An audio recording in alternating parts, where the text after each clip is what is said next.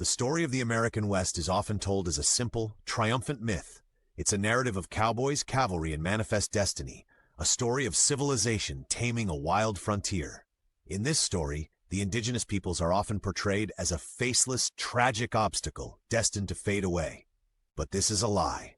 The West was not empty, and its people did not vanish quietly. They fought. And among the countless stories of resistance, one name rises above all others, a name that became a legend, a name whispered in fear by settlers and soldiers across two nations. This is not the story of a chief who signed treaties. This is the story of a medicine man, a spiritual leader, and a warrior driven by a personal tragedy so profound it would ignite a 30-year war. His name was Goyawe, the one who yawns.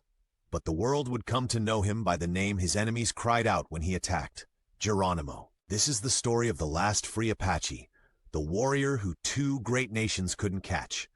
Our story begins not with war, but with peace. Geronimo was born in the 1820s into the Bidonkohe band of the Apache people, in what is now modern-day New Mexico and Arizona. His early life was that of a traditional Apache.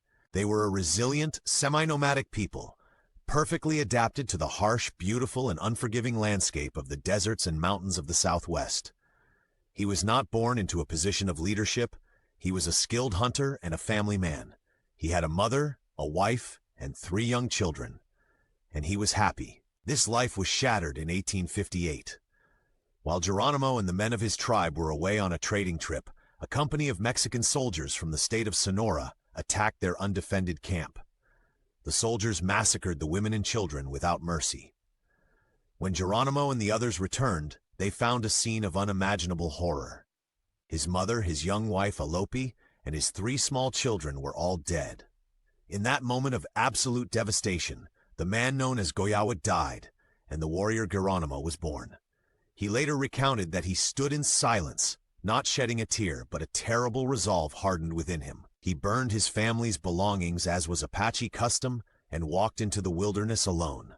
It was there, he said, that he heard a voice come to him on the wind, telling him, "No gun will ever kill you.